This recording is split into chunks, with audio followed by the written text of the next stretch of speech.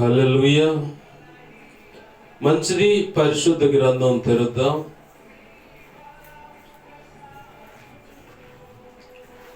పరిశుద్ధ గ్రంథం తెరుద్దాం. యోహాను సువార్త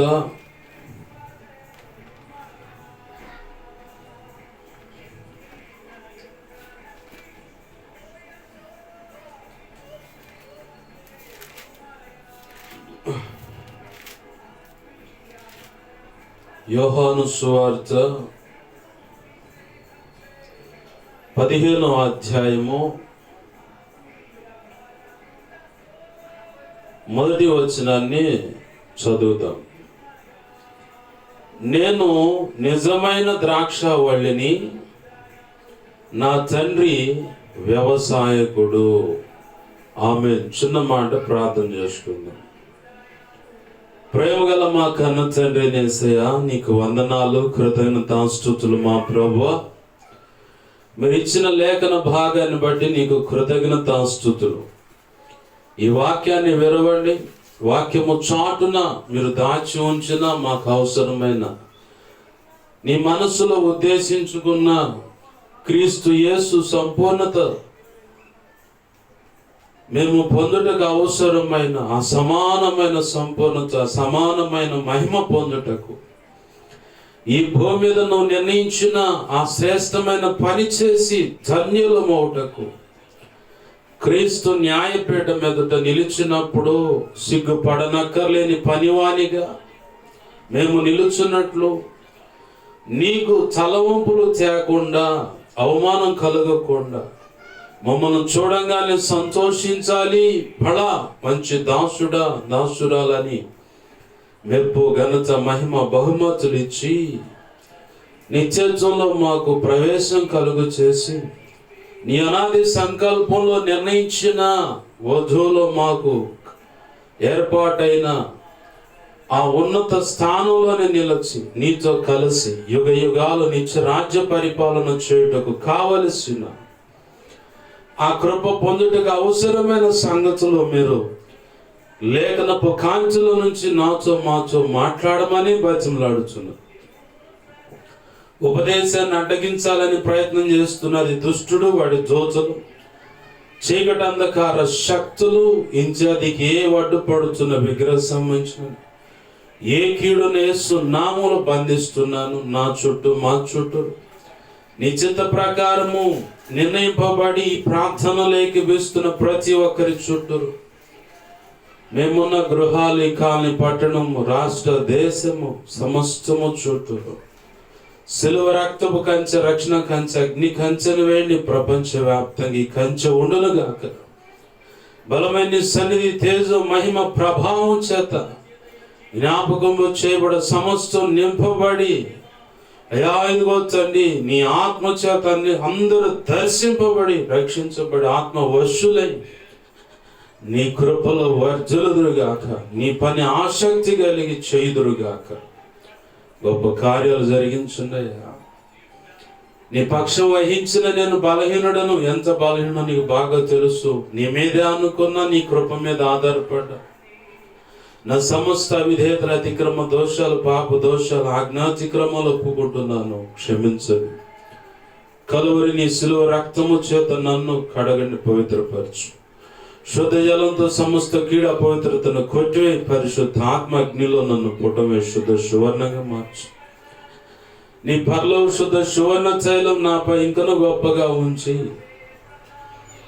అయ్యా ఇదిగో ధారాళమైన నీ ఆత్మ నడిపింపు, లేఖన ప్రత్యక్షత, ఆత్మ ప్రత్యక్షత, వాక్శక్తినిచ్చి, బలమైన వాక్శక్తినిచ్చి నన్ను మరుగుపరిచి, దేవా నీ సిలువ చాటున నన్ను మరుగుపరిచి నీవే కనబడుతూ ప్రతి ఒక్కరితో సూటిగా, తేటగా, స్పష్టంగా మీరు మాట్లాడమని, ఈ ఆత్మకార్యములు జరిగించమని, లేఖనాన్ని బట్టి నీకు కృతజ్ఞతాస్తుతులు చెల్లిస్తూ నన్ను, మమ్మల్ని ఉపదేశాన్ని చేతులకు అప్పజెప్పుకుంటూ యేసయ్య ఉన్నత అనంత శక్తిగల నామమును అడిగి వేడుకొని ప్రార్థించి సమస్తం పొందుకొని కృతజ్ఞతాస్తుతులు చెల్లించి నీ చేతులకు నన్ను, మమ్మల్ని అప్పజెప్పుకున్నాం మా తండ్రి. ఆమేన్, ఆమేన్, ఆమేన్. మంచిది. ప్రభునందు సమకూడిన నా ఈ మాటలు వింటున్నా, శబ్దంతరాల ద్వారా వింటున్నా, ఈ వీడియో ద్వారా వింటున్నా, ఇక ముందు వినబోతున్న ప్రతి ఒక్కరికి ప్రభు అయిన యేసుక్రీస్తు వారి పేరిట నా హృదయపూర్వకమైన వందనాలు. అందరికీ వందనాలు. ప్రభునందు ప్రియమైన దేవుని బిడ్డలారా, గమనించండి. యేసు ప్రభు వారు చెబుతున్న మాట ఇది. నేను నిజమైన ద్రాక్షావళిని, నా తండ్రి వ్యవసాయకుడు.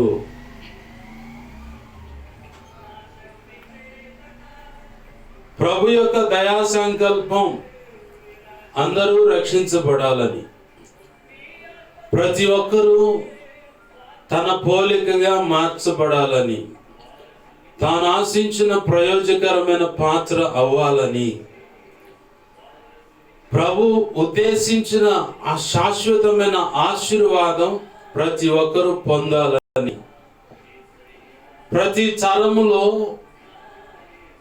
ప్రతి వంశములో, ప్రతి ప్రాంతములో, ప్రతి దేశములో, ప్రతి రాష్ట్రములో, ప్రతి జిల్లాలో, ప్రతి గ్రామంలో, ప్రతి కాలనీ, ప్రతి చోట ఉన్న ప్రతి ఒక్కరూ, ప్రతి కుటుంబం, వంశము ఆయన దయా సంకల్పంలో నిర్ణయింపబడిన ఆ శ్రేష్టమైన వధువులో ఉండాలన్నది ఆయన కోరిక. ఆమేన్, హల్లెలూయా. ఆ కోరిక కలిగి ఉన్నాడు కాబట్టి దారి తప్పి ఎలా పడితే అలా బ్రతుకుతున్నటువంటి మానవులను, మనుషులను సరైన మార్గంలో నడిపించాలని తన నాయకులను నిలబెట్టి మార్గం చూపించాడు. ఆ మార్గం నచ్చిన వాళ్ళేమో శ్రేష్ఠులయ్యారు, శ్రేష్ఠ భక్తులయ్యారు, నీకు నాకు మాదిరి వ్యక్తులయ్యారు. ఆమేన్, హల్లెలూయా.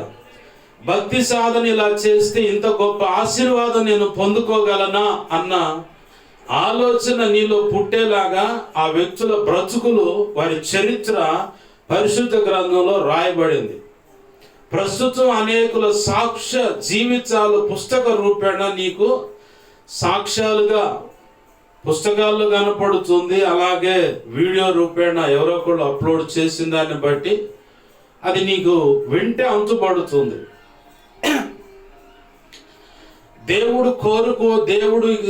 దేవుణ్ణి ఒకవేళ నేను ఆనుకొని ఉంటే, దేవుని నమ్ముకొని ఉంటే నా బ్రతుకు ఇంత గొప్పగా ఆశీర్వదింపబడుతుందా, నా బ్రతుకు ఇంతగా ఉంటుందా, ఇంత గొప్పగా ఉంటుందా అన్నది వారి యొక్క చరిత్రను చదివినప్పుడు, వారి యొక్క చరిత్ర గురించి విన్నప్పుడు మనకు అంతుపడుతుంది, అంటే అర్థం అవుతుంది. ఆమేన్, హల్లెలూయా. దేవుడు తన కోరుకున్నటువంటి తన చేతులతో ఎంతో ముద్దుగా, ఎంతో ప్రేమతో నిన్ను నన్ను తన చేతులతో చేసుకున్నాడు. యావత్ సృష్టి అంతటిని తన వాక్కు పలకటం వల్ల ఆకాశమా, భూమి, నీరు వేరవ్వండి అనగానే నోటి మాట చేత అంతా ఎక్కడికక్కడ సెటరేట్ అయిపోయింది, ఎక్కడికక్కడ క్రమం అయిపోయింది. అదంతా విత్తనములు కలిగి ఫలములిచ్చు చెట్లులారా భూమిలో నుంచి మొలవడి అనగానే మొలిచాయి. జలచరములారా అనగానే, జలచరములు అంటే నీళ్ళలో కదిలే వాటిని, చరములు అంటే కదిలేవి అని అర్థం. జలచరములారా అనగానే నీకు సముద్రంలో, నదుల్లో, వాగుల్లో ఏం కనపడుతున్నాయి మనకి? నీళ్ళల్లో కదిలే కనపడుతున్నాయి. తినడానికి చేపలన్నీ, భూమి మీద ప్రాకెడి పురుగు మొదలుకొని రెక్కలు గల పురుగులు, పక్షులు, జంతువులు. వాస్తవానికి ఇవన్నీ దేవుడు నోటి మాట చేత పలకంగానే కలిగాయి. సూర్య చంద్రులు కూడా దేవుని మాట చేత, నక్షత్రాలు, కాలాలు, నియమాలు తెలియటానికి నవగ్రహాలు అంటారు. దాన్ని తీసుకొచ్చి సిద్ధాంతి గారు చూపించాడు. అట్టజు అమ్మాయి, ఈ సంవత్సరం శని గ్రహం నీ మీద విలువ తాండం చేస్తుంది, ఇక నీకు అంతా కలిసి రావట్లేదు, అందుకే ఈ కొంపం తిట్టయింది, ఆ పరిస్థితులు అట్టయింది. ఏం కాదు, వాడెవడో బతుకు బాగోకపోతే ఆ గ్రహాలు అని చెప్పని పెట్టుకుని వాడు నీకు జాతకం చెబుతుండు. అవి పట్టుకొని నువ్వు తిరుగుతున్నావు, నీ జేబులో ఉన్న డబ్బులు ఖాళీ అయ్యి వాడికి ఇస్తే వాడు బతుకుతుండు, నీ దరిద్రం అంతే ఉంది. నవగ్రహాలను శాసించగలిగిన విశ్వ చక్రవర్తి యొక్క పాదాలు నువ్వు పట్టుకోగలిగితే నీ బ్రతుకు, నీ తలరాత మొత్తం తల్లకిందులైద్ది అంటారు కదా, అట్లా మారిపోతే ఒక్క దెబ్బతో. దైవజనుడు ఫిరయ్య గారు తన సొంత ఇంట్లో హైదరాబాద్లో ఉంటా ఉన్నాడు.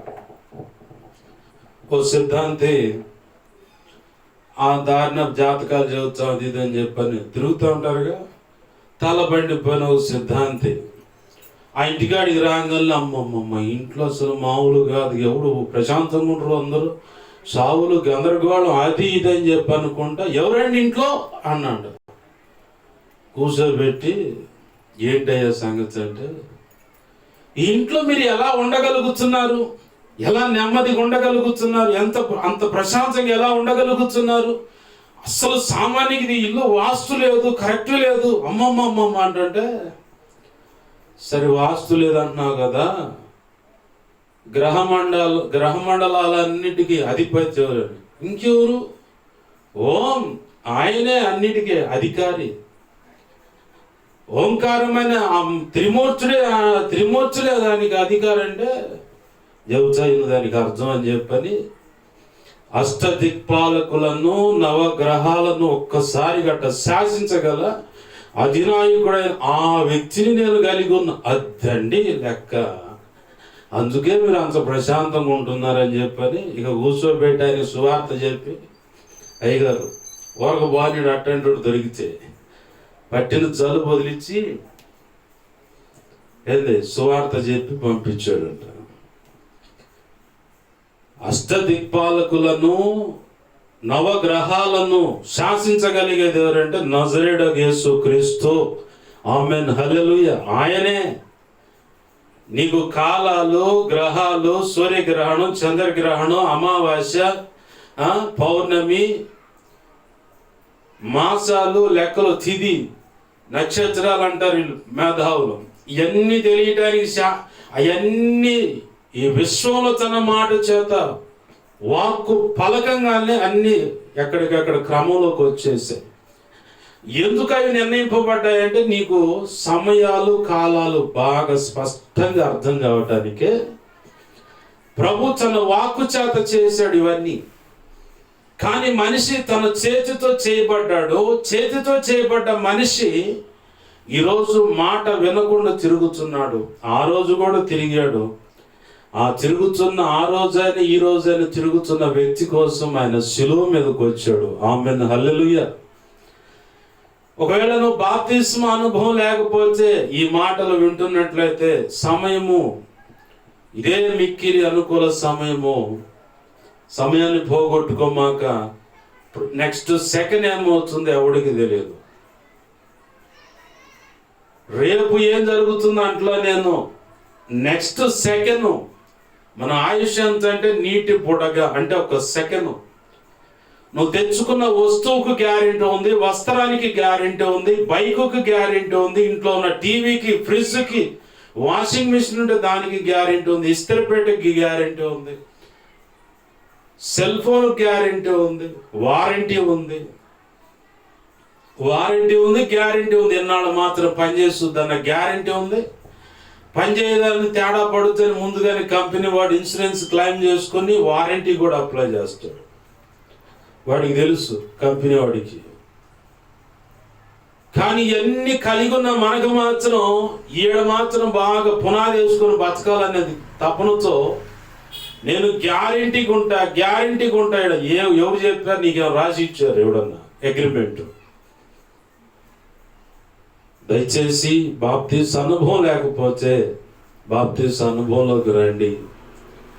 ప్రభు కృపను బట్టి బతిమలాడుతున్నాను. లోబడనొల్లని ప్రజల వైపు ఆయన దినమెల్ల చేతులు చాపుతున్నానని యెషయా గ్రంథంలో సాక్ష్యం ఇస్తున్నాడు.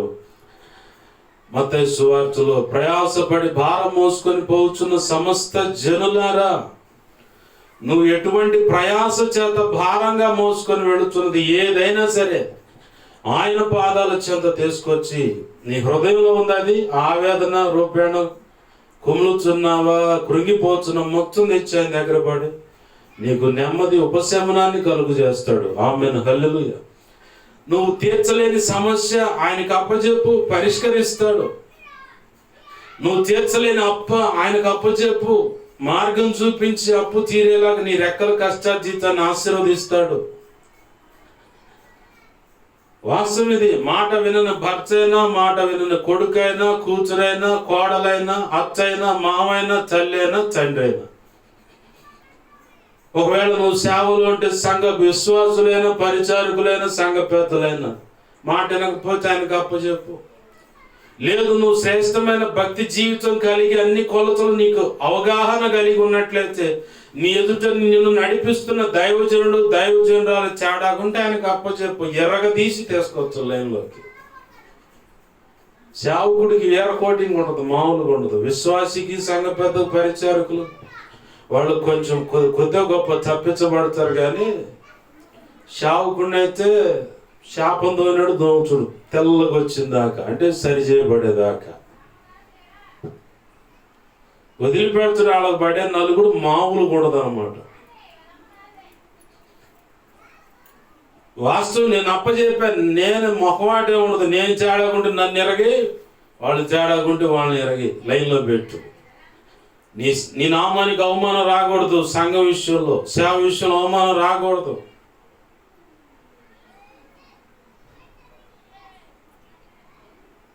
కనికరించు ప్రభు అని ప్రార్థన చేసి ఉపవసించి మరి దేవునికి అప్పచెప్పిన రోజుల్లో నేను నా జీవితంలో. నువ్వు సాలో చేయలేవు కాబట్టి దేవునికి అప్పచెప్పేసేయి. ఆయన అంటున్నాడు, నీవు ప్రయాసపడి మోసుకొని వెళుతున్నా, ప్రయాస అంటే కష్టపడి మోసుకొని వెళుతున్న ఆ భారం ఏదైతే ఉందో, ఆ దిగులు, ఆ వేదన, అనారోగ్య సమస్య ఏదైతే నువ్వు ఫేస్ చేస్తున్నావో, రక్షణ పొంది కానీ రక్షణ పొందక కానీ, దేవుని సేవలో ఉండి లేదా పరిచారకుల ఆ హోదాలో ఉన్న, సంఘ పెద్దల హోదాలో ఉన్న, విశ్వాసుల హోదాలో ఉన్న, నువ్వు ఫేస్ చేస్తున్న సమస్య పక్క వాళ్ళ వల్ల ప్రభువులు చేస్తుంటే పక్కన పొలపోట్లు పుడుతూ ఉంటాడు. ఆ జాబితా ఎక్కువ సంఘంలోనే ఉండదు. లోకంలో తెగులంతా తెచ్చి ఇంట్లో పెట్టుకుంటారు. సంఘం అనే ఇంట్లో వాడు పొడుచానే ఉంటాడు. ఆడ కూతురైనా మగోడైనా సరే పొడుచానే ఉంటాడు. కులం అనే దాంట్లో పొడుచాడు. నువ్వు భక్తి బాగా చేస్తూ ఉంటాడు, పొడుచానే ఉంటాడు. 2 తిమోతి పత్రిక 3వ అధ్యాయంలో అట్టుకుంటే ఒక మాట ఉంది, సద్భక్తి చెయ్యను ఉద్దేశించు వారికి చాలా సుఖంగాను, సౌఖ్యంగాను, ప్రశాంతంగా ఉంటుంది, శ్రేష్టమైన ఆశీర్వాదం ఉంటుంది అని రాసి ఉంది అక్కడ. చూడండి, 2 తిమోతి పత్రిక 3వ అధ్యాయము 12వ వచనం చూడండి. మధ్యలో మాట, క్రీస్తు యేసునందు సద్భక్తితో బ్రతకను ఉద్దేశించు వారందరూ హింస పొందుదురు.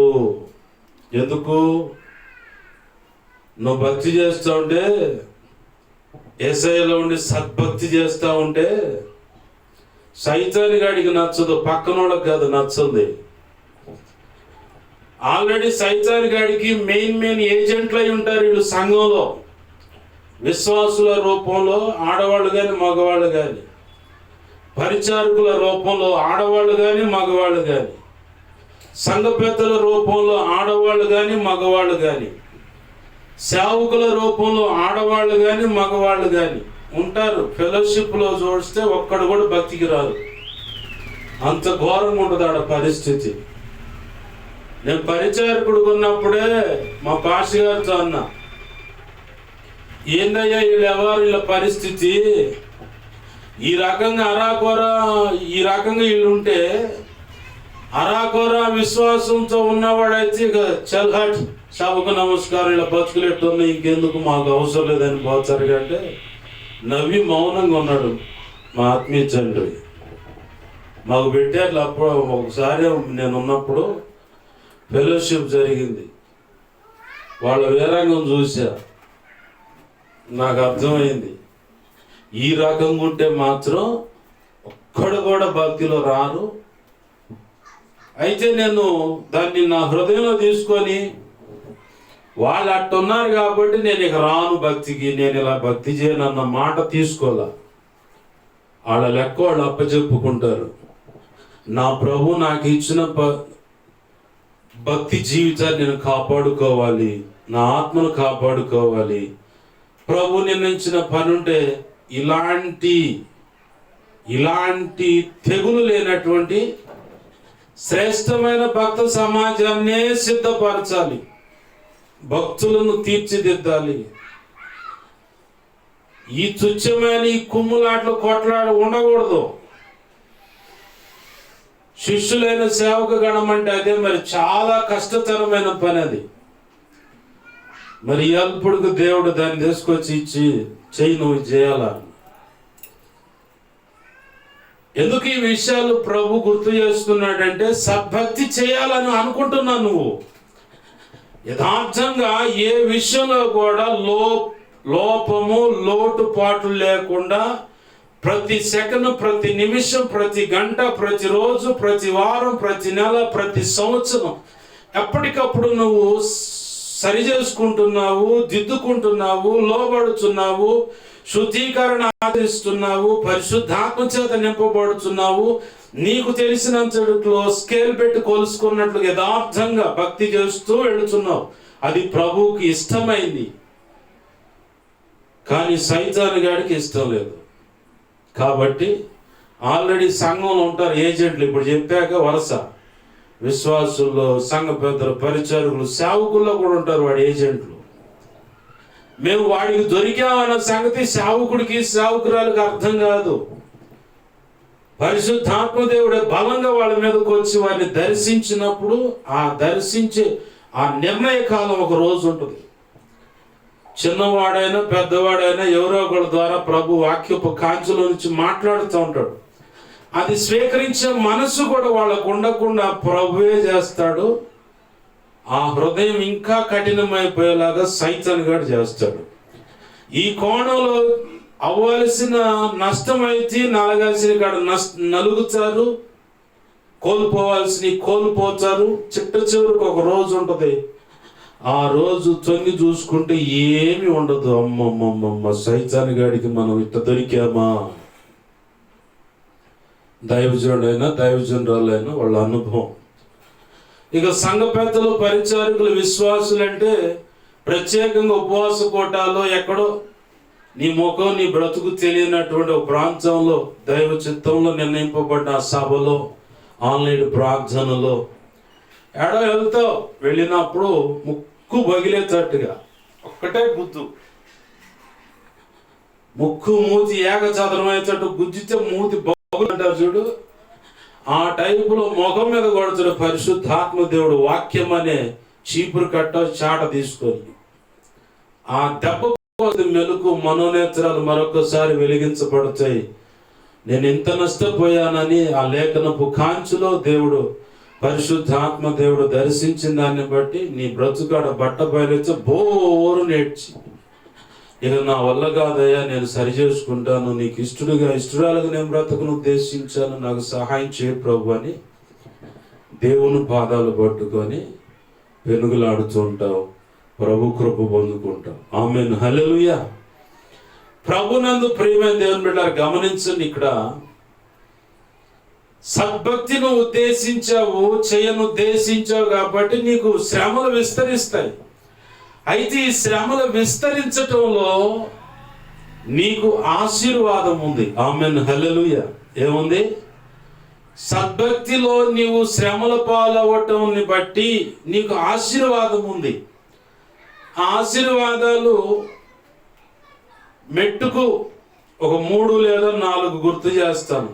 చాలా పెద్ద సబ్జెక్ట్ అది. మొట్టమొదటగా నీకు కలిగే ఆశీర్వాదాలు ఈ శ్రమలలో, శ్రమలు విస్తరిస్తాయి, శ్రమలు పొందుతారని ఉంది కదా. ఏముంది అక్కడ ఆ మాటలో? చూడండి మరోసారి. క్రీస్తు యేసు నందు సద్భక్తితో బ్రతకను ఉద్దేశించు వారు హింస పొందుదురు. హింస అనేది నీకు నింద, అవమానం, వేదన, ఇరుకు, ఇబ్బంది, ఆర్థికంగా పక్కనున్న వాళ్ళు పొలబోట్లు పోవడం, ఇలాంటి ఏదో కోణంలో నీ మనసుకు గాయమయ్యే పరిస్థితులు వస్తాయి. హింస పొందుతూ ఉంటావు. భక్తి చేయాలంటే ఎన్నెన్నో ఆంక్షలు వస్తూ ఉంటాయి. అయితే నీకు వేరుగా జరుగుతున్న ప్రతిదీ కూడా, దేవుడు అనుకున్న ప్రణాళిక వేరుగా జరుగుతున్న ప్రతిదీ కూడా హింసే. ఆ హింసలో నీకు కలిగే ఆశీర్వాదాలు 3 లేదా 4 చెప్తాను. 1, దేవుణ్ణి మిక్కటంగా ఇంకా గట్టిగా హత్తుకొని ప్రార్థనలో ఎదుగుతావు, విజ్ఞాపనలో ఎదుగుతావు. దేవుళ్ళు ఎదుగుతావు, ప్రార్థనలు ఎదుగుతావు, విజ్ఞాపనలు ఎదుగుతావు. నేను చెయ్యకపోయినా నా మీద నిందలు మోపుతున్నారు ప్రభువా, కాబట్టి నాకు సహాయం చేయని చెప్పని ఉపవాస ప్రార్థనలో ఇంకా బలపడతావు. అంతరంగ పురుషుడు బలము పొందుతూ ఉంటాడు. నేను తరచు గుర్తు చేస్తాను, లోక 1వ అధ్యాయం చివరి వచనం, లోక 4వ అధ్యాయం 14వ వచనం. ఈ రెండిట్లో 2 అనుభవాలు కనపడతాయి. 1, బాప్తిస్మిచ్చి యోహాను గారు అరణ్యము అన్న మాటకు ఏకాంత ప్రార్థన అని అర్థం. యేసు ప్రభు వారు అరణ్యానికి వెళ్ళాడు. అలాగే నీళ్లు, ఆహారం అనేది లేకుండా 40 రాత్రులు 40 పగళ్ళు నిద్ర కూడా లేకుండా, అంటే ఆన్లైన్ ప్రేయర్ వల్ల, ఏకాంత ప్రార్థన వల్ల, ఉపవాస ప్రార్థన వల్ల నువ్వు ఒక స్త్రీ కావచ్చు, మగవాడి కావచ్చు, యవ్వన ప్రాయంలో ఉన్నవాళ్ళు కావచ్చు, నీ అంతరంగంలో ఒక పురుషుడు అనేవాడు ఉన్నాడు. బాహ్య పురుషుడు అనేవాడు శరీరానికి సంబంధించిన తిండి చేత బలము చెంది చక్కని దేహ దారుఢ్యం, అంటే అందచందాలు కలిగి కనపడతారు. అంతరంగ పురుషుడు ఉన్నాడని పౌలు భక్తుడు చెప్తాడు. మీ ఆంతరంగ పురుషుడు, అంతరంగ పురుషుడు అనేవాడిని బలపరచాలి. నువ్వు వాక్యము చేత బలపరచాలి, వాక్యం చదువుతా, ఆకలింపు చేసుకుంటా, అలాగే ప్రార్థన ద్వారా, పరిశుద్ధాత్మ నింపుదల ద్వారా, విజ్ఞాపన, ఏకాంత ప్రార్థన, జాగరణ ప్రార్థన, ఉపవాస ప్రార్థన, ఏకాంత ప్రార్థన నీకు అవకాశం ఉంటే రోజు చేసుకోవచ్చు. ప్రార్థన, విజ్ఞాపన ఉదయం సాయంకాలం ఖచ్చితంగా చేయాలి. బాప్తిస్మ అనుభవం ఉన్న వ్యక్తి ఖచ్చితంగా చేయాలి. నువ్వు పరిచారకులుగా ఈ మిగతా హోదాలు అవి, పరిచారకుడు, సంఘ పెద్ద, దైవజనుడు పక్కన సహకారిగా, మెయిన్ లైన్ పరిచర్యది, అవి హోదాలు. కానీ సేవకుడు మొదలుకొని విశ్వాసి వరకు చెప్పబడ్డ హోదాల్లో ఉన్న వాళ్ళందరూ కూడా ఖచ్చితంగా ఉదయం సాయంకాలం ప్రార్థన, నీ వ్యక్తిగత ప్రార్థన చేసుకోవాలి.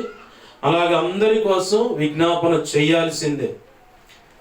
ఇక మిగతా సమయంలో ఉపవాస ప్రార్థన, జాగరణ ప్రార్థన, ఇవి మాత్రం నీ ఆరోగ్యాన్ని కాపాడుకుంటా తరచు అన్నాడు పౌలు భక్తుడు.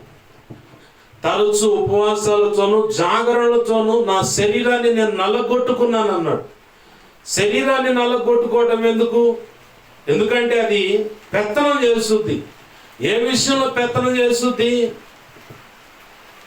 శరీర కోరికలు తీర్చుకోవడానికి పెత్తనం చేస్తుంది. అది శరీర కోరికల విషయమై వ్యామోహాన్ని పెంచుద్ది. ఎందుకంటే భౌతికమైన ఈ శరీరాన్ని పెంచడానికి, పోషించడానికి ఎంతో కొంత ఆహారం పెడుతున్నాం. దేవుడు నీలో సర్వసాధారణంగా ఉంచిన ఆ సెక్సువల్ సంబంధించిన హార్మోన్స్ ఉంటాయి, అవి నీలో పనిచేస్తూనే ఉంటాయి. నేను ఎన్నిసార్లు ప్రార్థన చేసి ఉంటాను, ఈ తప్పుడు ఆలోచనలు ఇలాంటివి వస్తున్నప్పుడు, ఈ కోరికలు నాలో కలుగుతున్నప్పుడు, దేవా అవయవాలు చచ్చుపడేలా చెయ్యి, లేదా అసలు అవి పని చేయకుండా చెయ్యి. ఎందుకు అంత క్రూరంగా ప్రార్థన చేయాల్సి వచ్చిందంటే వాటి వల్ల డిస్టర్బ్ అవుతాడు మనిషి. ఆడపిల్లైనా మగవాళ్ళైనా సరే ఖచ్చితంగా డిస్టర్బ్ అవుతారు. డిస్టర్బ్ అయినప్పుడు రకరకాల ఆలోచనలు వస్తాయి. దేవుడు చెప్పిన పని మీద మనసు ఉండదు. ఇక ఇవన్నీ ఎవరి దగ్గర నుంచి వస్తాయి అంటే సైతాను గాడి దగ్గర. ఇక వాడు వేస్తూ ఉంటాడు ఆలోచనలు. నిన్ను ఆలోచనలు కొంచెం సంధించావంటే ఇక వాడు లైన్లోకి వస్తాడు. వచ్చి తప్పుడు తలంపులు, ఊహలు, ఆలోచనలు, కోరికలకు సంబంధించిన విషయాలు తెచ్చి ముందు పెడతాడు. ఊహలతోనే పాపం చేసేలా వాడు ప్రయత్నం చేస్తాడు. మా ఇట్లాంటి కొంచెం ఊహలతోనే పాపం చేసేలా కూడా ప్రయత్నం చేస్తూ ఉంటాడు. దాని ద్వారా నువ్వు మానసికంగా డిస్టర్బ్ అవ్వాలి. ఆ డిస్టర్బెన్స్ అనేది నీకు రాకుండా ఉండాలంటే ఉపవాస ప్రార్థన, జాగరణ ప్రార్థన. దానివల్ల మాత్రమే వాటిని నీవు జయించగలుగుతావు. దేవునికి మహిమ కలుగును గాక. ఆమేన్, హల్లెలూయా. ఉపవాస ప్రార్థన వల్ల నన్ను అడిగితే నేను చెప్తాను, నేను మాత్రం వాటి విషయాన్ని బట్టి ఉపవాస జాగరణ ప్రార్థన వల్ల మాత్రమే నన్ను నేను ప్రభు కృపను బట్టి కంట్రోల్ చేసుకోగలుగుతున్నాను, కంట్రోల్ అయి నడుస్తున్నాను. ఆమేన్, హల్లెలూయా. అర్థమవుతుందా? కొంతమంది నా విషయంలో వాడట్ట వీడట్ట తేడా, పల్లెటూరులో అయితే ఇట్లాంటి విషయాల్లో భలే క్లారిటీ ఇస్తారు. ఇది చెప్పకూడదు, తప్పట్లేదు. నేను తేడా అని చెప్పని నీకెట్ట తెలిసిందిరా అని అడుగుతారు. ఇంకా అవతల అడిగినోడికి రోషం కలగాలని నీ ఇంట్లో వాళ్ళు ఎవరు నన్ను పంపించావని కూడా అడుగుతారు. తేడా నీకెట్ట తెలిసింది? గతంలో ఒకసారి చెప్పాను, నేను ఇదే నరసరావుపేట పట్టణంలో 6 సెంటర్లో ఉన్నప్పుడు ఒక తిక్కలోడుగా తిరుగుతూ ఉండేవాడు. అతను ఏం చేసేవాడంటే, వీళ్ళు మానసికంగా అతను గాయపరుస్తూ ఉంటే అండర్వేర్ లేకుండా తిరుగుతూ ఉంటాడు, కదిలితే ఆ లుంగి తీసి చూపిస్తూ ఉంటాడు. అతన్ని వాళ్ళ బంధువులు వీడు తిక్కలోడా మంచోడా ఏంటని తెలుసుకోవడానికి ఒక పడుపు వ్యాపారి దగ్గరికి వెళ్ళి, అంటే శరీరాన్ని నమ్ముకొని బ్రతికే స్త్రీ దగ్గరకు పోయి ఇంతని మాట్లాడి ఆ వ్యక్తిని ఆమెను కలిపి ఒక గదిలో పెట్టాడు. ఆ వ్యక్తి ఆ అమ్మాయితో కలుస్తున్న దాన్ని బట్టి కేకలు పెట్టి ఏడ్చుకుంటూ వెళ్ళిపోయిందని సాక్ష్యం నేను విన్నాను. ఎందుకని అడిగితే, వాడు ఆమెతో శారీరకంగా ఉన్నదాన్ని బట్టి తట్టుకోలేక ఆ అమ్మాయి ఏడ్చుకుంటూ వెళ్ళిపోయింది. వాడు చిక్కలోడు ఏందయ్యా, వాడు చిక్కలోడు కాదు, వాడు మంచోడు, వాడికి అన్నీ తెలుసు అని చెప్పిపోయింది. అబ్బాయి వీడేదో అనుకున్నాం కానీ వీడు తిక్కలోడు కాదు అని చెప్పని వాళ్ళు ఆట పట్టించండి చెప్పాక ఎందుకు ఏమిటి ఎలా TV 9 న్యూస్ లాగా నేను అన్ని విశ్లేషిస్తాను, ఆరాధిస్తాను. ఇప్పుడు ఇలాంటి ప్రశ్నలు వేయాల నేను తేడా నీకెవడు చెప్పాడు అనేదానికి.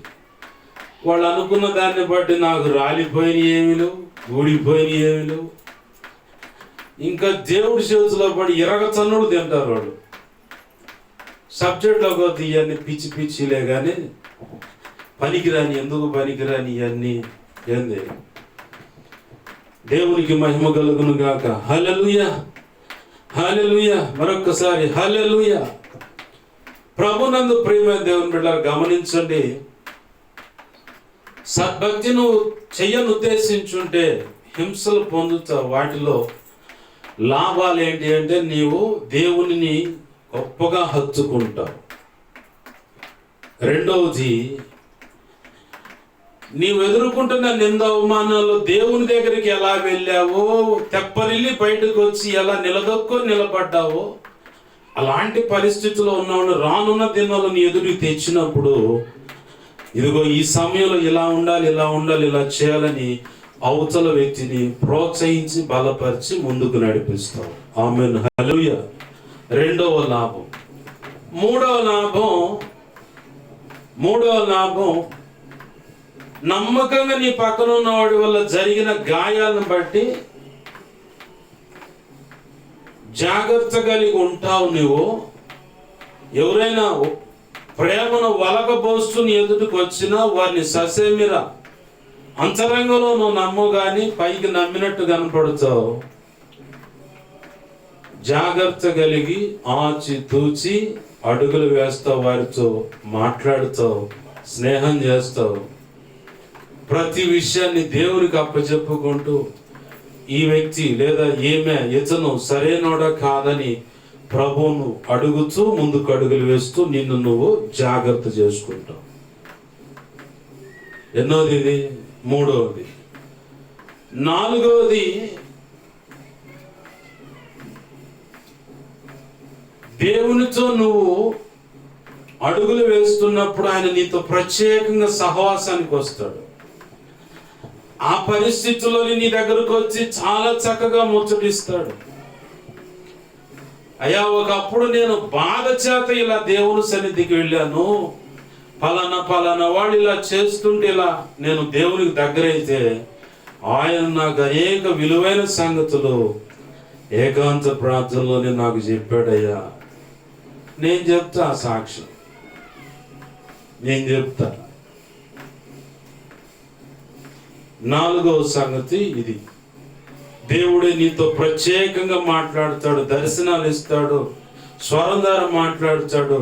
ఇక నీతో పాటు ఒక అమ్మ గనక అమ్మ పక్కన పిల్లగాడు వచ్చి కూర్చొని చిన్న ముద్దు మాటలు మాట్లాడుతుంటే నీ మాటలు ఆయన వింటాడు. అదే స్టైల్లో నీకు అర్థమయ్యేలాగా ఆయన కూడా నీతో మాట్లాడతాడు. ఆమేన్, హల్లెలూయా. ఈ అనుభవ సాక్ష్యాన్ని అనేకులకు నువ్వు పంచగలుగుతావు. 4వ ఆశీర్వాదం. పంచటం వల్ల జరిగేది ఏముంది పాస్టర్ గారు అనొచ్చు. ఆ అనుభవ సాక్ష్యాన్ని ఆ వ్యక్తి తీసుకుంటేనేమో ధన్యుడు. తన బ్రతుకు వెలిగించబడటం వల్ల వచ్చేటువంటి ఆధ్యాత్మిక ఆశీర్వాదం అంతా నీ అకౌంట్లో పడుతూ ఉంది. అదే ఆశీర్వాదం. నువ్వు ఎదుర్కొన్న గాయాల వల్ల రిపెంటెన్స్ అని చెప్పిన ఒక వ్యక్తి తిరిగాడా, ఇది 2వ అనుభవం. ఒక వ్యక్తి తిరిగాడా, అది కూడా ఆశీర్వాదమే, ఇహపరమంది ఆశీర్వాదం. 5వదిగా ఆ గాయాల నుంచి ప్రభు చిత్తమై ఉంటే కొన్ని పాటలు బయటకు తెస్తాడు. ఆ పాటల వల్ల అనేకులు దేవుని వైపు తిరుగుతారు. ఆ పాటలే వారిని దేవునితో అంటుకడతాయి. ఆ పాటలే దైవ చిత్తంలో నిర్ణయింపబడ్డ పని విషయంలో ఒక ప్రభంజనాన్ని సృష్టిస్తాయి. ఆమేన్, హల్లెలూయా. అర్థమవుతుందా? ప్రభునందు ప్రియమైన బిడ్డలారా, గమనించండి. సద్భక్తిని ఉద్దేశించి నువ్వు ప్రభువులో ప్రయాసపడుతుంటే హింసలు పొందుతావు. ఆ హింసల్లో నీకు మేలే జరుగుద్ది. దావీదు అన్నాడు, శ్రమ పొందక మునుపు నేను దారి విడిచి బ్రతికి తిని నడిచి తిని శ్రమ పొంది ఉండుట నీ దాసునికి మేలాయను. అంటే ఎందుకు మేలైందంటే అక్కడే చెప్తాడు ఆయన, నీ కట్టడలను నీ ఆజ్ఞలను గైకొనటానికి ఈ శ్రమలే నాకు ఓచం అంటే ఆ కింద పడ్డ వాడికి చెయ్యని ఇచ్చేదాన్ని ఓచం అంటారు. చేయూచ అంటారు దాన్ని. చేయూచ అంటే అలా సహాయము, ఓచం అంటే సహాయము. చేయూచ అంటే చేతి ద్వారా ఇచ్చే సహాయము. లేమిలో ఉన్నారు, నీ దగ్గర ఏదో రూపాయో ఏదో ఒక 2 బియ్యమో ఉన్నాయి. ఆ గంజాను పోసు తాగుతారు కదా అని ఇస్తావై, దాన్ని సహాయము. చేయూచ అంటే కొంత తోడ్పాటు అని అర్థం. దేవునికి మహిమ కలుగును గాక. హల్లెలూయా. ఎటు నుంచి ఎట్టొచ్చాం మనం? తిరుగుతున్నాగా నీ వెనకాల పడి మేము కూడా తిరుగుతున్నాం. పద ఏడవ చోట పడదాం అని చెప్పి అంటారు. చెప్తుంది అర్థమవుతుంది కదా. దేవునికి మహిమ కలుగును గాక. హల్లెలూయా. సబ్జెక్ట్లోకి వద్దాం. సద్భక్తి అనే విషయం కాడి నుంచి పక్కకు వచ్చాం. అది క్లారిటీ ఇవ్వాలనుకుంటా ప్రభు ఇచ్చాడు. అయితే మనం సబ్జెక్ట్లోకి వద్దాం. రక్షణ పొందిన వ్యక్తి యేసు ప్రభు అనే ఉత్తమమైన ద్రాక్షావల్లితో అంటుకట్టబడుతున్నాడు. అంటుకట్టబడుతున్న ఆ వ్యక్తికి వ్యవసాయదారుడుగా ఎవరున్నారంటే తండ్రి అయిన దేవుడు ఉన్నాడు. ఆమేన్, హల్లెలూయా. వ్యవసాయదారుడుగా అంటే యజమానుడుగా తండ్రి అయిన దేవుడు ఉన్నాడు. ఆ భూమిలో నాటబడిన మొక్క ఉత్తమమైన ద్రాక్షవల్లి అయిన యేసు ప్రభువారు. వాస్తవానికి ద్రాక్షవల్లి చెట్లకు విత్తనాలు ఉన్నాయా? లేవు. ద్రాక్ష చెట్టు అయినా గులాబీ చెట్టు అయినా అంటు కట్టడమే. అంటే ఆ కొమ్మ నుంచి ఈ కొమ్మ తీసి ఏంది అలా చివ్వి చూస్తాం కదా మనం ఇన్స్టాగ్రామ్, వీడియో, వాట్సాప్, ఫేస్బుక్ లేదంటే యూట్యూబ్లో చూస్తాం కదా, మొక్కలను చివ్వుతారు. ఒక చిన్న కొమ్మ తీసుకొని దాన్ని అటుపక్క ఇటుపక్క క్రాస్గా చివి వాటి రెండు కలిపి ఒక ప్లాస్టర్ వేయటమో లేదంటే ఒక గుడ్డ చుట్టి దారం కట్టడమో దాన్ని తీసుకెళ్ళి అంతే ఉంచటమో లేదంటే కొంచెం మట్టి పెడితే ఇక వేర్లు వస్తాయి కిందకి, దాన్నే అంటు కట్టడం అంటారు. దేవునికి మహిమ కలుగును గాక. హల్లెలూయా. నీవు రక్షణ బాప్తీసు అనుభవంలో రాగానే యేసు ప్రభు వారితో అంటు కట్టబడతావు. అయితే నీకు కనబడకుండా ఉన్నటువంటి వ్యవసాయదారుడు ఎవరంటే తండ్రి అయిన దేవుడు. ఎవరు సమీపించరని తేజస్సులో ఉంటాడు. ఆమేన్, హల్లెలూయా. అక్కడికి తన ఒకగానొక కుమారుడైన యేసు ప్రభు వారు మాత్రమే వెళ్ళి వస్తూ ఉంటాడు. ఇంకెవరికి అవకాశం లేదు. ఆయన అక్కడుండి నిన్ను ఇక్కడ సేద్యం చేస్తూ ఉంటాడు. సేద్యం అంటే వ్యవసాయం. పరిశుద్ధాత్మ దేవుణ్ణి సహకారిగా పెట్టుకున్నాడు.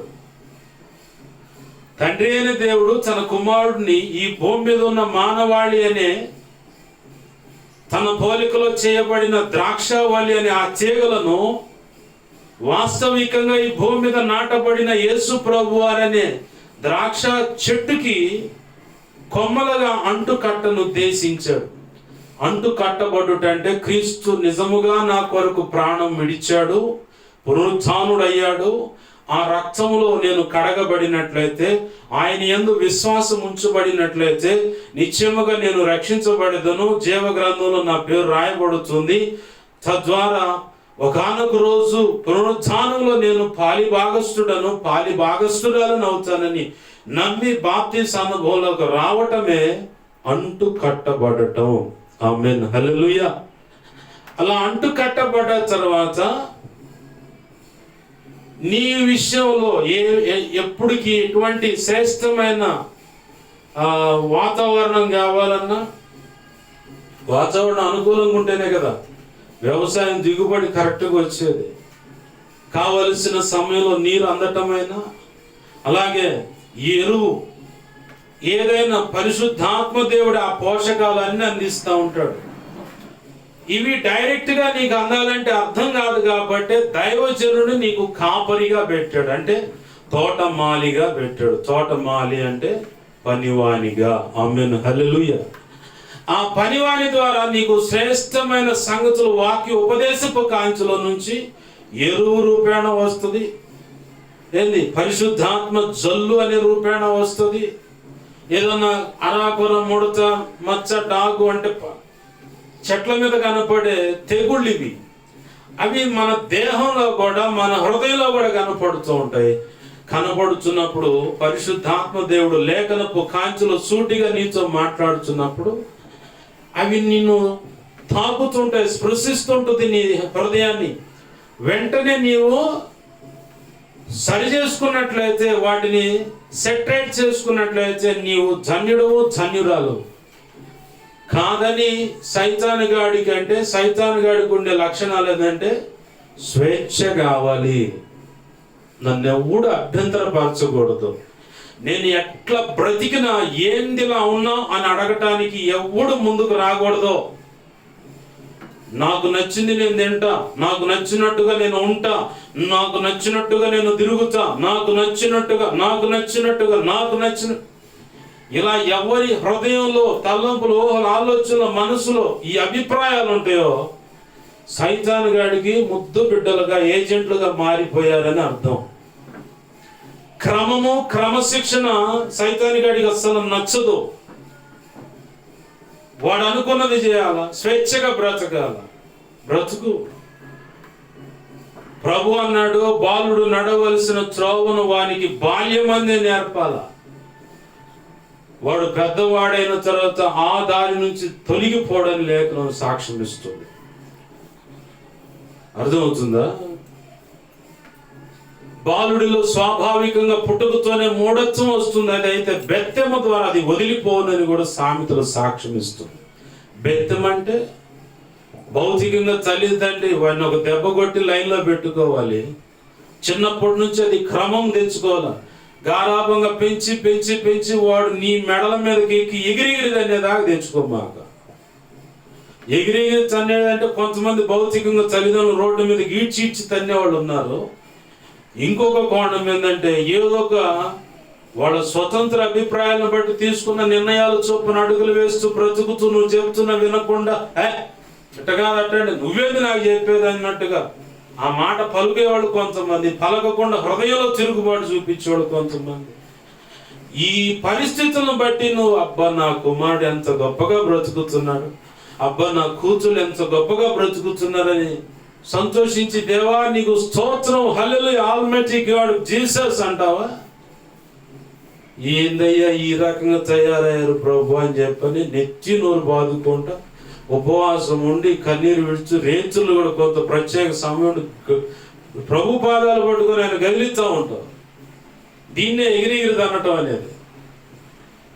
నడిపించాల్సిన మార్గంలో నువ్వు ముందుగానే చిన్నతనంలోనే నువ్వు 2 రకాలుగా ఉంటే వాళ్ళు 2 రకాలుగానే తయారవుతారు. లోక సంబంధిగా దైవ భక్తి సంబంధిగా నువ్వు గతికితే అట్లనే కనపడతారు. నీకు కావాలంటే చూడండి ఫ్యూచరు. నేను నా కళ్ళతో 100 మంది జీవితాలు చూశాను, 100 మంది కుటుంబాలను చూశాను, 100 మంది పిల్లలను చూశాను. తల్లి తండ్రి వాళ్ళు నడుచుకుంటున్న మాట తీరు కానీ, ప్రవర్తన కానీ, భక్తిలో కానీ, బ్రతుకులో కానీ నేను చూశాను. అందుకే చెబుతున్నాను, నువ్వు 2 రకాల భక్తిలో ఉన్నావా వాళ్ళు కూడా అలా కనపడతారు. నువ్వు 2 రకాల వ్యక్తిత్వాలు కలిగి ఉన్నావు వాళ్ళు కూడా అట్నే కనపడతారు. సమాజంలో మంచోడిగా కనపడుతూ చోట క్రూర మృగంలాగా దుర్మార్గుడు కనపడుతున్నా అట్నే ఉంటుంది వ్యవహారం కూడా. సైతాన్ గడికి సందేయకూడదు. వాడికి సందేహం ఏంటంటే నాకు నచ్చినట్టుగా నేను బ్రతకాలి, నేను అనుకున్నది. ప్రభు ఏమంటాడంటే అది కరెక్ట్ కాదు అంటాడు. ఆమేన్ హల్లెలూయా. అంటుగడ్డబడ్డ నీకు స్వతంత్ర అభిప్రాయాలు ఉండవు. అది బాగా గుర్తుపెట్టుకోవాలి. యేసు ప్రభు వారి రక్తంలో కడగబడి ఆయనతో అంటుకట్టబడ్డ నీకు స్వతంత్ర అభిప్రాయాలు ఉండవు, స్వేచ్ఛ ఉండదు.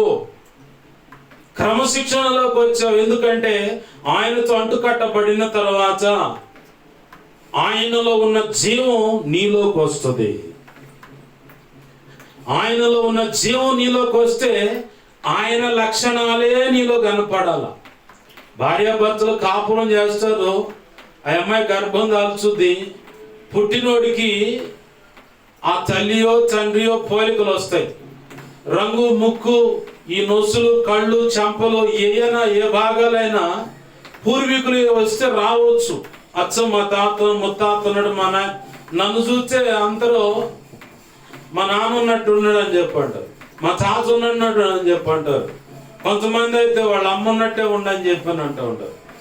యాడ్ నుంచి వచ్చే ఇవి పోలికలు వారు శరీర ధర్మం నెరవేర్చుకోవటాన్ని బట్టి, గర్భం దాల్చడాన్ని బట్టి, ప్రభు కృపలో నేను నా తల్లి నన్ను జన్మిచ్చింది కాబట్టి భూమి మీద నేను కనపడుతున్నాను కాబట్టి ఆ లక్షణాలు కనపడుతున్నాయి.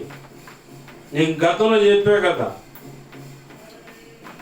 గతంలో నేను ఒక విషయంలో చెప్పాను. మా తాతయ్య ఫస్ట్ ఆఫ్ ఆల్ ముత్తాతమ్మ టీచర్లు, మా తాతయ్య మా నాయనమ్మ టీచర్లే. ఆ టీచింగ్ సంబంధించిన లక్షణాలు నా రక్తంలో ఉంటాయి స్వాభావికంగానే.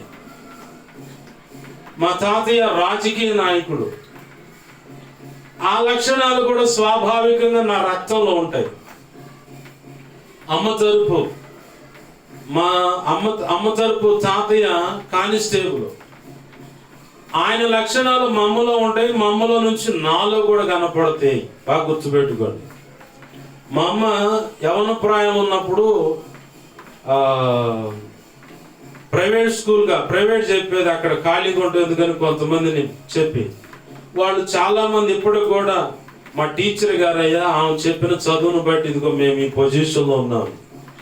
మా నాయనమ్మను గురించి కూడా చెప్పారు, మా నాయనమ్మ చదువు చేయటం వల్ల ఇంత గొప్పగా ఉన్నాము అని చెప్పారు. అటు కానిస్టేబుల్ సంబంధించిన ఆ పోలీసు వ్యవస్థకు సంబంధించిన లక్షణాలు నాలో ఉంటాయి. అర్థమవుతుందా? మా నాన్న వ్యవసాయం చేస్తాడు. వ్యవసాయం సంబంధించిన లక్షణాలన్నీ నాలో స్వాభావికంగా ఉంటాయి. అలాగే మా నాన్న సేవకు ట్రైనింగ్ చేశాడు. ఆ లక్షణాలు నాలో ఉంటాయి. ఉంటాయా ఉండవా? ఖచ్చితంగా ఉంటాయి.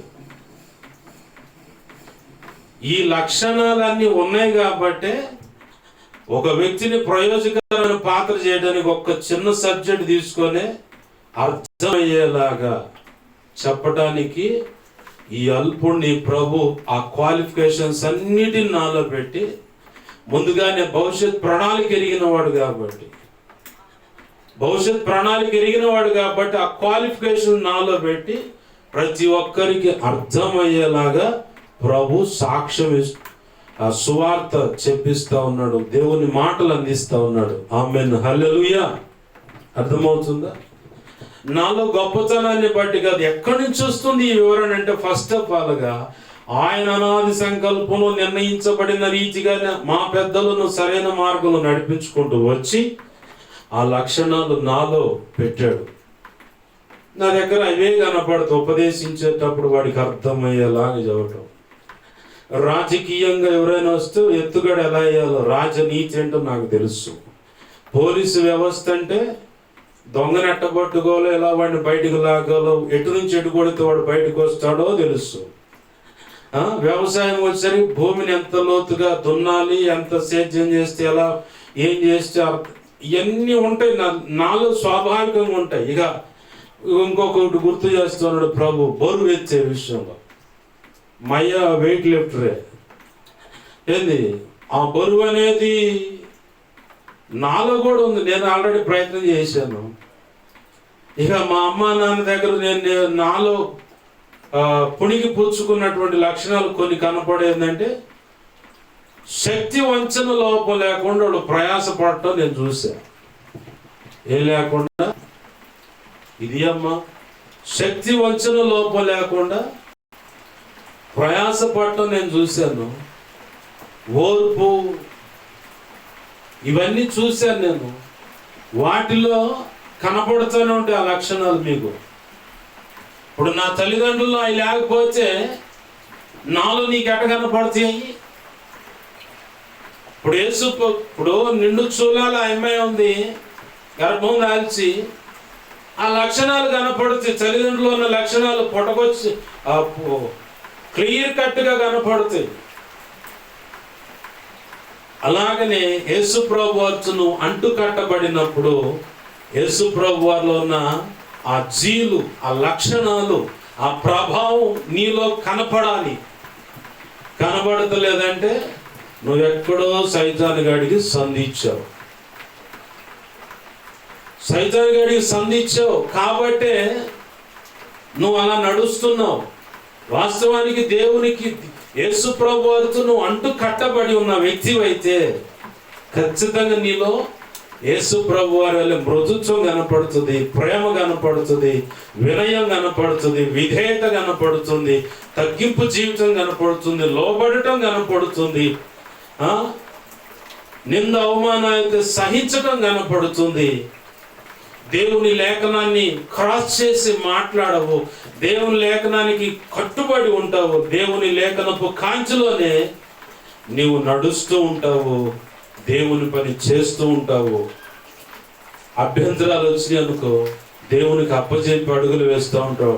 ఎవరైనా నిన్ను ప్రశ్నిస్తే ఎదురు ఆ వ్యక్తికి, యేసయ్య ఎలా అయితే ఇది ఏమిటంటే ఇది ఎందుకని ప్రశ్నించాడు, సమాధానం ఏంటని ప్రయత్నం చేయాల. ప్రశ్నించినవాడికి ప్రశ్నే వేశాడు యేసు ప్రభు. అలాగే నీవు కూడా సమాధానం చెప్పే వ్యక్తిగా ఉంటావు, ఓర్పు కలిగి ఉంటావు, నిరీక్షణ కలిగి ఉంటావు, ప్రార్థన జీవితం కలిగి ఉంటావు. యేసయ్యలో ఎన్ని లక్షణాలని చెప్పాలి నీకు? దేవునికి మహిమ కలుగును గాక. హల్లెలూయా.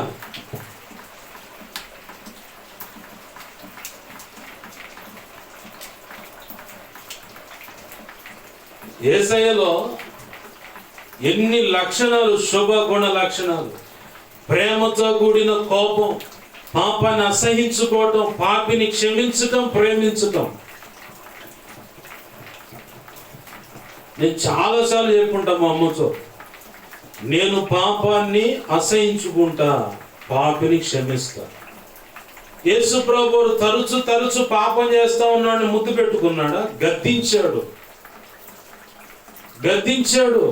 కోపగించుకున్నాడు. బైబిల్ చరిత్ర అంతా గమనిస్తే ఇశ్రాయేలీలను పాపం చేస్తూ మానక ఆజ్ఞాతిక్రమంలో బ్రతుకుతూ ఉంటే ఆయన ఎడమై ఉన్నట్టుగా వారి పక్కనే ఉన్నాడు. ఆమేన్, హల్లెలూయా. అదే కనపడుతుంది చరిత్ర గ్రంథాల్లో. ఇశ్రాయేలీల శ్రమలలో ఆయన ఎడమైనట్టే కనపడుతాడు, కానీ వాళ్ళ పక్కనే ఉన్నాడు మౌనంగా, ఏమి చేతగాని వాడిగా. ఎందుకు అలా ఉన్నాం ప్రభు అని మనం ప్రశ్నిస్తే, పాపం అనేది అడ్డొస్తుంది. మరి నేను వాళ్ళతో ఉండాలంటే పాపం నాతో ఉండదు కదా, నేను పరిశుద్ధుని కదా. పాప ఎన్నోసార్లు ప్రయత్నం చేసింది నాతో ఏకీభవించాలని, ఒకటవ్వాలని, కానీ దానికి నేను అవకాశం ఇవ్వలేదు. నేను మహాపరిశుద్ధుని అంటాడు. ఆమేన్, హల్లెలూయా. నాకు పాపానికి అవకాశం, నాలో అవకాశం లేదు. నీలో కనపడితే నేను కూడా దూరంగా ఉండి అట్లా కనపడుతూనే ఉంటాను, కానీ ఏ సహాయం చేయలేను నేను. ఒకవేళ ఈ మాటలు వింటున్నా నీ ఇంట్లో దైవ చిత్తానికి వేరైనా ఆ పోత విగ్రహాలు, బొమ్మలు ఏదైనా ప్రభు చిత్తానికి వేరైనా పెట్టుకొని, దేవా యేసయ్య ప్రభు వల్ల అమ్మ హల్లెలూయా ఆరాధన, స్తుతి ఆరాధన అంటున్నా, ఆ పురాణి యాక్టింగ్ అంటాడు.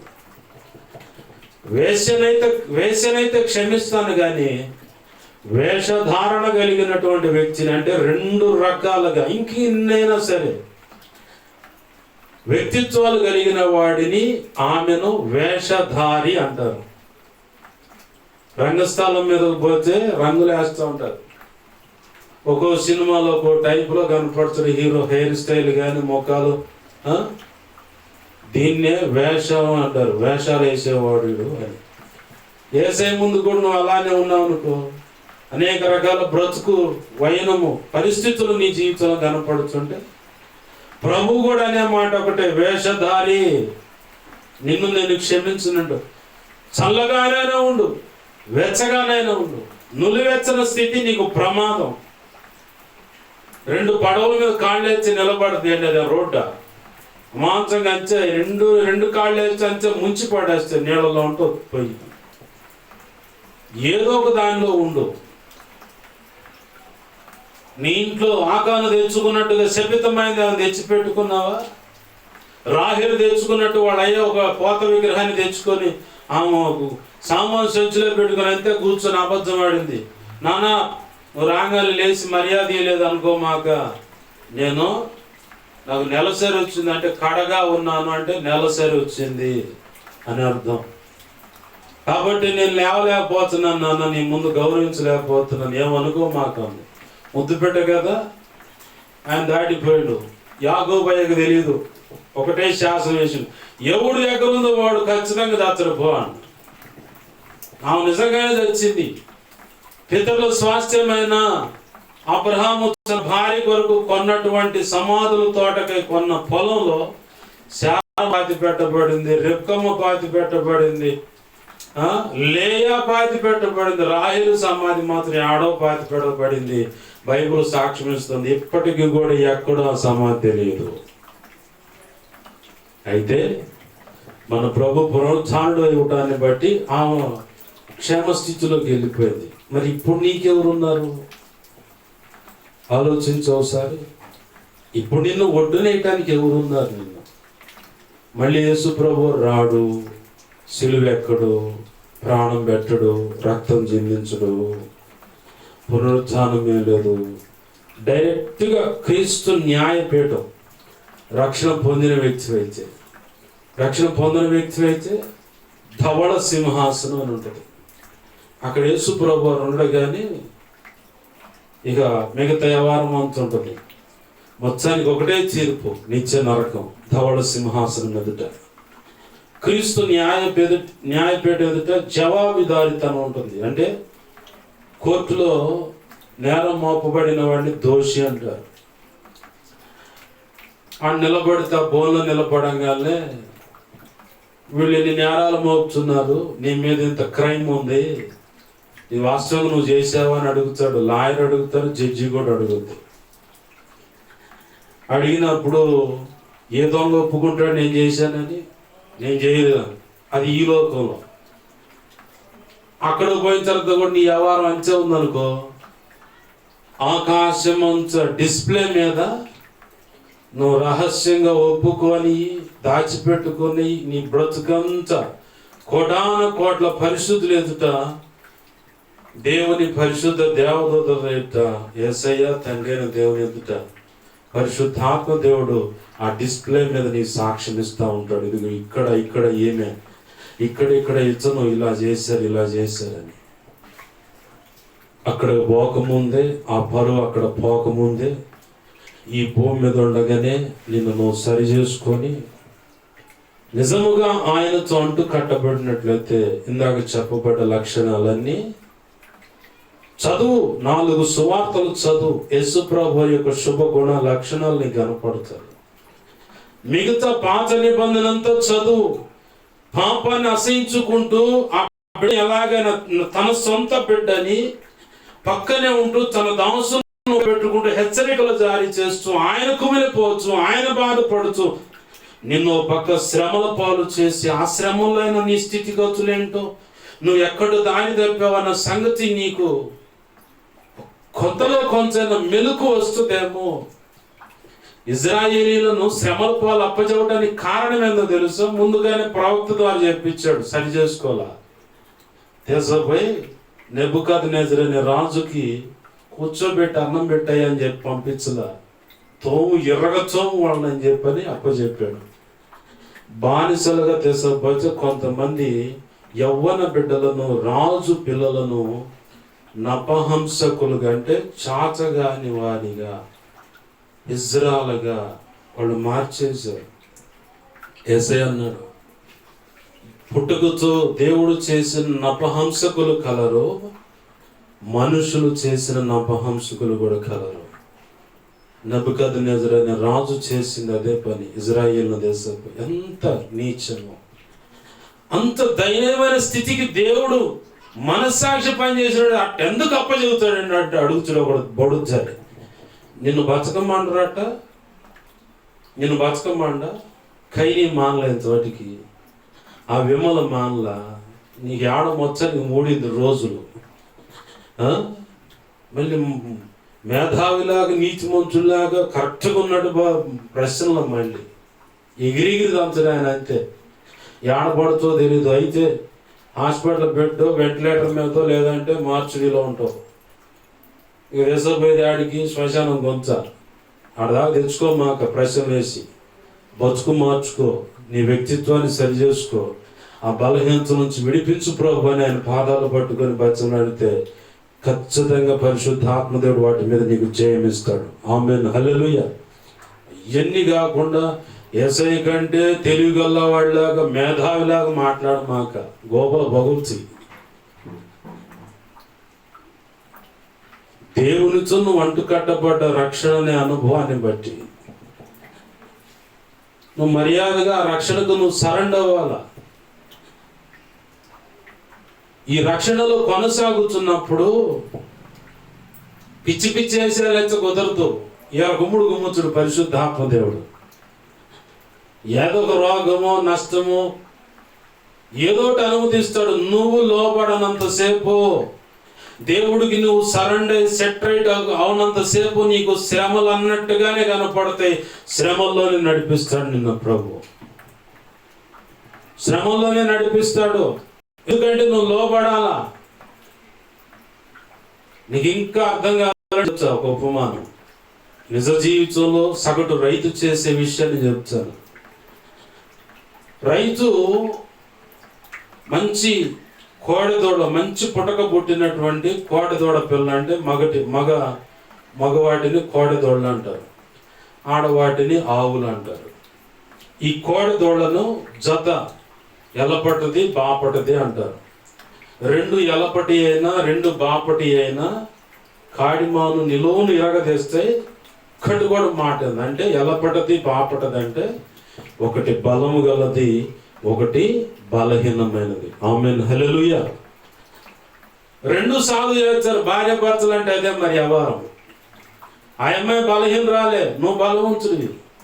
కానీ రెండు కాపురం అనే కుటుంబం అనే కాడి భుజాన పడితే ఇద్దరికి మంచి ఆలోచనలు ఉంటాయి. ఒకరినొకళ్ళు గౌరవించుకుంటూ, అభిప్రాయాలు గౌరవిస్తూ, మేలైంది ఇది అమ్మాయి లేదా ఎట్లయితే బాగుంటుందని కూర్చొని ఆలోచించి ఆ మాటను తీసుకొని ముందుకు అడుగులు వేసి సక్సెస్ని చూస్తారు.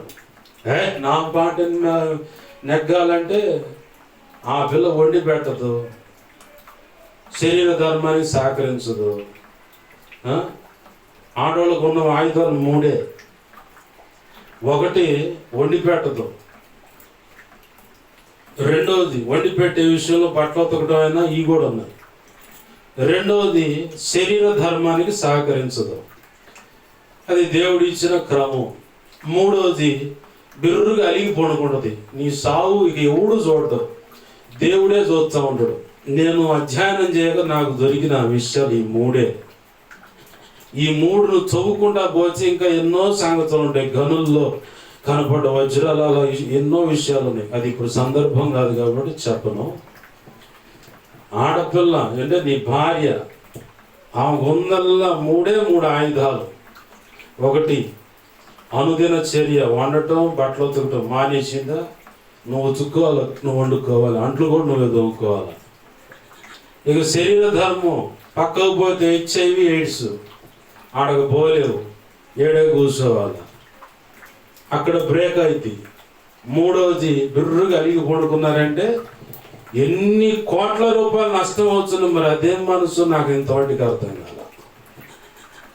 ఎంత నష్టమైనా సరే బిర్రుగా బిగుసుకున్నారంటే ఇక నీ ఖాళీ జేబు నష్టం నష్టం నష్టం నష్టం అవుతానే ఉంటుంది. నేను అధ్యయనం చేయగా నాకు దొరికిన విషయాలు మీకు ఇంకేమైనా తెలిస్తే చెప్పండి, నేను తీసుకుంటాను. దేవునికి మహిమ కలుగును గాక. హల్లెలూయా. సబ్జెక్ట్లోకి వద్దాం. జత కోడెదోళ్ళను తీసుకొని రైతు ఏం చేస్తాడంటే కాడి మానేసి ముందు తోలుతాడు. ఆ కాడికి అలవాటు కావాలని. తర్వాత ఏం చేస్తాడంటే ఒక తాడుకి ఆ లారీ టైర్ ఏదో చూసుకొని ఆ టైర్ కడతాడు. దాన్ని ఈడ్చుకుంటా రోజు ఉదయం ఒకసారి అట్ట పోతలు వచ్చాడు, 1 కిలోమీటర్ సుమారు, సాయంత్రం 1 కిలోమీటర్ సుమారు అట్ట పోయి వస్తూ ఉంటాడు. తెలిసిన వాళ్ళకి అర్థమైంది. మళ్ళీ ఆ తర్వాత కొన్నాళ్ళు ఆడ జరిగిన తర్వాత ఒక ఇసుక బస్తాను మట్టే ఒక బస్తాలో పోసి దాని మీద వేస్తాడు. అట్లా 1 కిలోమీటర్ పోతాడు పొద్దున సాయంత్రం. కొన్నాళ్ళు అయిన తర్వాత ఆ బస్తా మీద ఈ పెద్ద మనిషి నిలబడతాడు. ఎందుకు? వాటిని సాగలాగటానికి. సాగలాగటం అంటే చెగడా బండి అంటారు. పెద్ద పెద్ద చక్రాలు, గుర్ర బండి కొన్నాడు చక్రాలను చెగడా బండి అంటారు. ఇంకోటి టైర్ బండి అంటారు, అంటే కింద టైర్లు ఉంటాయి. ఈ 2 బళ్ళు కట్టిన అది సరిగా నడవాలి, లేదంటే ఇక పరిగెత్తుతూ ఉంటే ఒకడు పరిగెత్తడం నేర్పుతాడు. అసలు ఈ వ్యవసాయానికే పనికిరావు.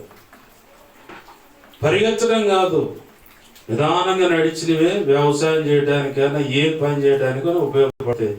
సాధ్యమైతే పందె కట్టినా కాడిమాను ఎరగదు, చాతనేనంత వరకు పోరాడతాయి.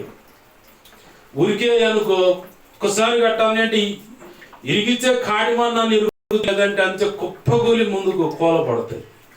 అది తేడా. పరిగెత్తే వాటికి లోకంలో సాగుతుందిగా, పరిగెత్తి పాలు తాగటం కంటే నిలబడి నీళ్లు తాగటం మేలు రబ్బాయి అని చెప్పని.